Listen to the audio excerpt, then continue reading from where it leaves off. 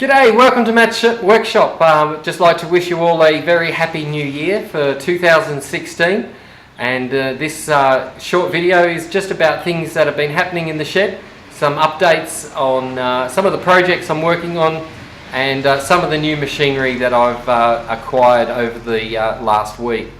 I hope you enjoy the video. If you have any questions regarding anything that I'm making or any of the machines I'm using, don't hesitate to make a comment and I'll reply as soon as possible.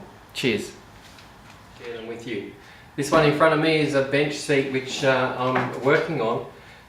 Someone's asked me to make a bench seat for them and I had no idea how much it would cost, so I thought rather than quote them and underquote myself, I just go ahead and make it with some of this recycled pallets that I have, and yeah, we're just going from there.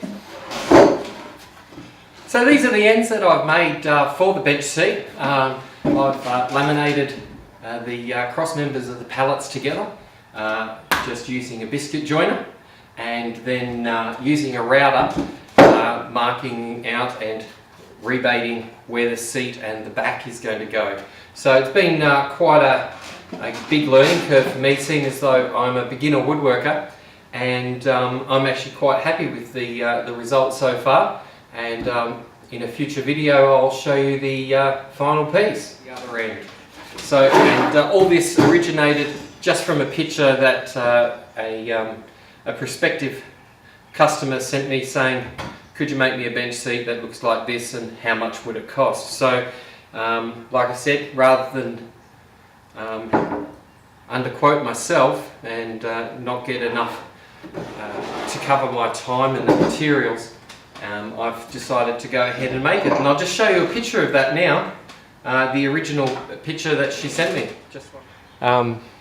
It's a very faint picture, but you can see the idea of the bench seat. It's got a side which has got the curved edges and just rough boards. And another thing that's new in my workshop is my new, second-hand jointer. Now this is used to make the boards that I'm using nice and flush and square. It's got planer blades in here, so if you have a board that is bowed or anything like that, you can run it across the planer and make it nice and flat, which enables you to join the boards nice and squarely. As you can see behind here, that I have picked up from also somebody else some dry stacked timber that he had. Now this timber is I believe just a treated pine, and I've run that through the planer, also across the jointer to make him nice and square, and just finishing off this outdoor tabletop which I've been putting together. So that's another project that's been happening in the workshop, and if I get time in a future video, I'll actually go through what a jointer is and how it operates, and also what it's good for. So a great piece of machinery. Some of those that have been following me on Facebook will know that I had a 40th birthday recently, and my family bought me a bandsaw. Unfortunately, the bandsaw didn't operate the way I really wanted it to, so it was returned, and I've replaced it with a jointer. Now it doesn't cut like a bandsaw does, so a bandsaw is still on my list of things to get. In the meantime, I'm just going to have to make do with a jigsaw, but I'll be updating my jigsaw very soon. Some of the other things I've been working on are chopping boards. I don't actually have them all here with me, but something that is of interest to me was what sort of glue should I use when I'm making a chopping board. Is the normal PVA glue safe for use with foods and things like that? What I've been able to, some of the research that I've done has revealed that what I should be using is this product here called Titebond. So the product that I've chosen to do the chopping boards is this Titebond Premium Wood Glue, which is non-toxic and also water resistant. It's got a very fast drying time, and apparently when it's dry it's stronger than wood. So that's what I've been using and have picked up specifically for the chopping boards. Another thing that I've noted is that chopping boards need a good coat. Now, what do you coat them with? Tung oil is what has been recommended, and this tung oil has been used on my chopping board, so I'll just show you those now. So here we have a collection of some of the chopping boards that I've been making over the past week. We have just some antipasto serving boards, just a little hole in that, and of course out of that you get a free coaster, so that's quite a nice little unit there. Previous video you've seen me with the router and making this one here. There's a nice hardwood one that I've been making. A lot of this is scrap timber which has been planed down quite thinly actually to make some nice serving boards. And something that is a little bit different is this one here, which has a lip in it. Now the idea is that we can put crackers or anything along there. It's an interesting way of using a table saw, so maybe in another video I'll show you how I've achieved that.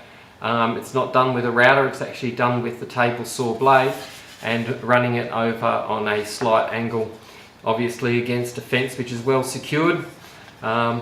And all the necessary safety gear, but quite a nice little board.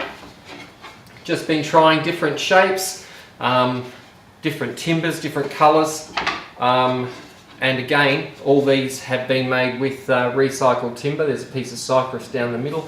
I still don't know all my timber names, but it's been quite a fun process making these chopping boards and laminating them together, and again just using the tight bond glue which is non-toxic. And of course for my birthday present, what do family and friends get me but some gift cards to the local hardware store Bunnings, and what I've been able to acquire with some of those gift cards. First of all on my list was a nail gun. This one shoots up to 25 or 32mm nails, 30mm nails, and also 20mm staples, so it's quite handy. It's something that I've already been using around the workshop, much quicker than hammer and nail, and I don't get a hammer on my thumb. Something else, finally upgraded my sander to random orbital. Now I've already had this for a week and haven't even opened the box, it's still sealed, so I may even just do a quick review on that sometime soon and just let you know how that sander goes. So I've been looking forward to using that. I'll definitely be using it on the workbench that I'm making.